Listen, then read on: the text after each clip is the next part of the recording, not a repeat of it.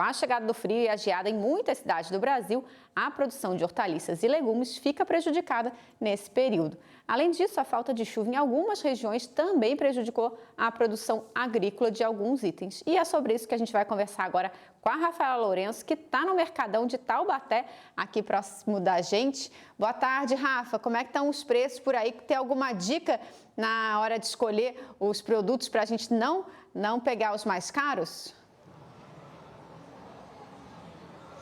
Boa tarde, Letícia. Boa tarde, Eduardo. E a você que nos acompanha. Bom, como você disse, eu estou aqui no Mercado Municipal de Taubaté, o Mercadão, e são vários itens, né? Bancas para todos os gostos e também os preços, é claro. Em relação às dicas e orientações, até mesmo com os valores, a gente pode falar, é claro, sobre pegar talvez itens semelhantes. Só que para falar sobre isso e, é claro, mais detalhes, eu converso com o Ricardo Manfredini, ele que é engenheiro agrônomo, até porque aqui para a região também em outras, há um alerta de riscos de geada para as próximas semanas.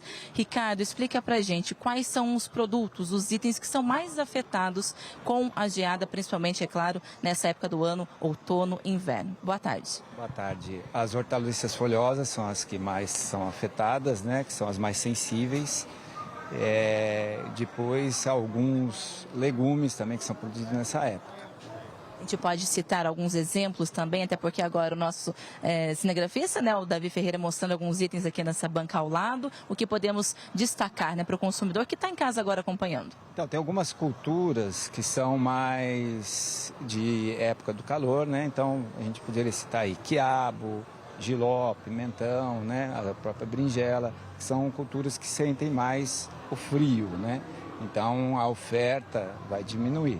Então, tem essa tendência. Agora, em questão de geada, realmente as mais sensíveis são as hortaliças folhosas, alface, rúcula, agrião, entre outras, né? Essas que são tão essenciais, né, para a alimentação do brasileiro, para estar ali no prato todos os dias. Quanto às hortaliças ainda, a gente sabe também que se não houver a geada, que há o alerta de risco, mas se não houver, esse período também é propício para elas, né? Por quê? Então, as hortaliças, de uma maneira geral, se comportam melhor no inverno. São culturas que vieram de outros países e que se adaptaram aqui no Brasil. Então, são hortaliças de clima que gostam mais de clima mais frio, né? E principalmente essa época é uma época que tem menos calor e tem menos incidência de chuva. Então, favorece o desenvolvimento dessas culturas.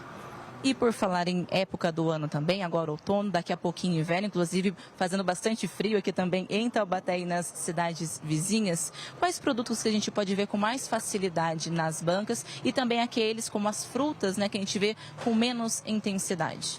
Então, as frutas, elas têm um período de concentração de oferta maior no calor, né? Então, agora é um período de menor oferta. E as hortaliças que a gente vai mais visualizar nessa época do ano são as hortaliças folhosas, alface, como eu falei, e alguns legumes como tomate, são produtos que têm maior oferta nessa época em função do clima. Em relação ao tomate, este é um dos itens que tem a tendência de aumento no inverno, como também a batata. O que a gente pode dizer em relação à parte da economia, de orientação para os consumidores na hora de fazer a feira, na hora de ir para o mercado e garantir, é claro, esses itens no prato também?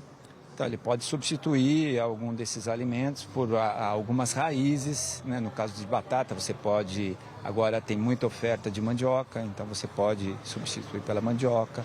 Alguns outros tubérculos, que essa época são épocas de colheita, né? Que foi plantado no verão e agora está sendo realizada a colheita, então tem uma maior oferta.